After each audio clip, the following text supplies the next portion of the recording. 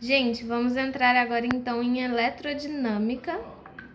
Nós vamos falar agora então sobre corrente elétrica. O que seria então a corrente elétrica? Ela é um movimento de cargas de uma região para outra. Essa é a melhor definição que nós temos. Se nós tivermos então um fio metálico que não tem nenhuma diferença de potencial, deixa eu pegar aqui um lápis para desenhar para vocês. Imaginem então que eu tenho um fio metálico aqui, né? Isso é dando um zoom num fio metálico. E o fio metálico condutor, então ele tem vários elétrons livres aqui dentro.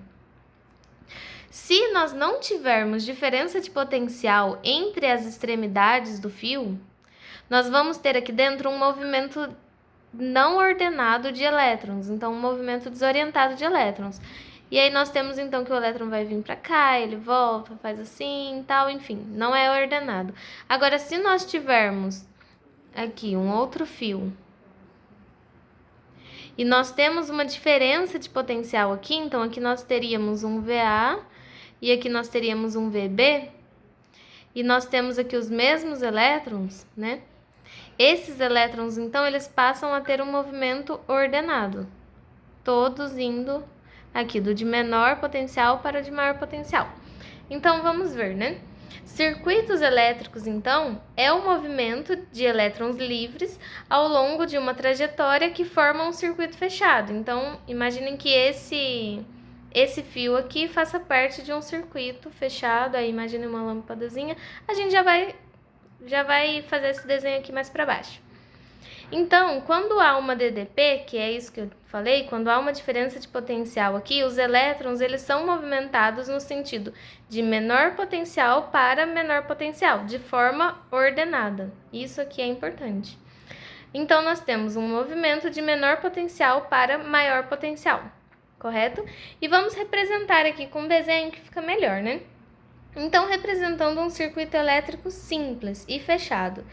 Imagina então que nós temos aqui uma bateria e uma lâmpada, e nós vamos ligar essa bateria na lâmpada através de fios.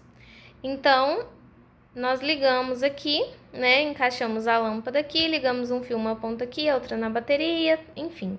E essa bateria nós sempre iremos representar assim, ó, gente. Lembra que eu falei que capacitor são duas placas paralelas e de mesmo tamanho aqui, né? Já a bateria nós vamos representar assim, uma placa maior, que é onde tem o maior potencial, e uma placa menor, que é onde tem o menor potencial, certo? Então, essa é a representação para a bateria. Então, nós podemos notar que há um movimento ordenado dos elétrons do polo negativo, então saindo daqui para o polo positivo. Por que que eles fazem essa movimentação? Por que que há esse movimento? Como nós já podemos ver desde o início da matéria, cargas negativas cargas iguais repelem, cargas diferentes se atraem, né? Então, os elétrons, eles são cargas negativas, então eles vão se afastar desse polo negativo.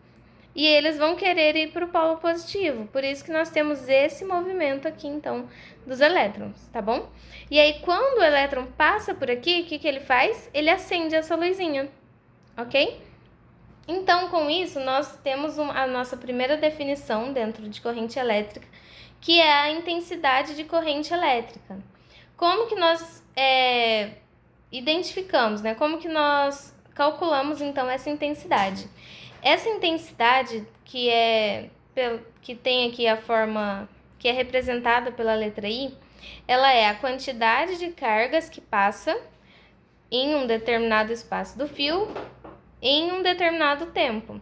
E aí, se nós pegarmos, então, uma partinha aqui, né, do fio e dermos um zoom, nós teríamos, então, essa representação e veríamos os elétrons passando de forma ordenada, porque tem uma DDP aqui, por essa fresta. Então, imaginem que a gente pegou como se fosse uma parte aqui na transversal desse fio, e aí nós vamos calcular todo o ΔQ, ou seja, toda a quantidade de carga que passar em um determinado tempo. E aí, com isso, nós temos a intensidade de corrente elétrica, ok? E aí, aqui no SI, como que nós damos, então, quais são as unidades, né, dessa intensidade de carga? Ela é dada em ampere, que é coulomb por segundo. Então, coulomb por segundo igual a ampere, ok? E aqui, gente, nós temos então a nossa primeira pergunta. Antes e após da lâmpada, haverá a mesma intensidade de corrente elétrica? E essa eu vou responder para vocês. Sim, não há queda de corrente elétrica daqui, ó. Se nós pegarmos então aqui um ponto antes da lâmpada e após a lâmpada, a corrente elétrica é a mesma, então a intensidade de corrente elétrica é a mesma. Haverá uma queda de potencial, mas isso é um assunto lá para frente ainda, daqui a algumas semanas, tá bom? Então, nós temos aqui uma forma de diferenciar a corrente elétrica. Nós temos a corrente elétrica contínua e alternada. O que seria a corrente elétrica contínua? Ela possui, então, um movimento ordenado das cargas, que ocorre sempre no mesmo sentido. E nós temos, então, essa corrente contínua, ela é geralmente usada em pilhas, baterias e etc., e nós temos então a corrente alternada também. Essa corrente alternada é a que a gente usa na nossa casa, né, nos nossos aparelhos eletrodomésticos, e ela é a energia que vem das usinas, por exemplo. Como que nós identificamos, né? As cargas, elas vão oscilar num movimento que vai e vem. Então, tipo, nós temos aqui o fio, né? E aí as cargas, elas vão ficar, tipo, indo para um lado, para o outro, para um lado, para o outro. E como que nós vemos graficamente isso? Nós temos aqui o gráfico da corrente contínua e o gráfico da corrente alternada. No gráfico da corrente contínua, nós temos então que o valor da intensidade de carga, da nossa intensidade de corrente elétrica, nós temos que será sempre um valor positivo.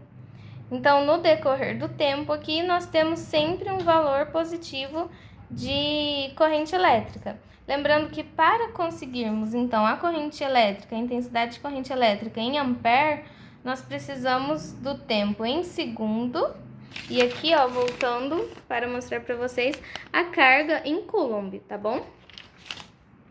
Então, voltando aqui, a corrente alternada, o que acontece? Ela tem esse vai e vem no fio, né? Então, nós temos que ora ela é positiva, ora ela é negativa, ora ela é positiva, negativa e por aí vai. Então, esse é um gráfico que geralmente nós encontramos para a corrente elétrica e esse é um gráfico que geralmente encontramos para a corrente contínua.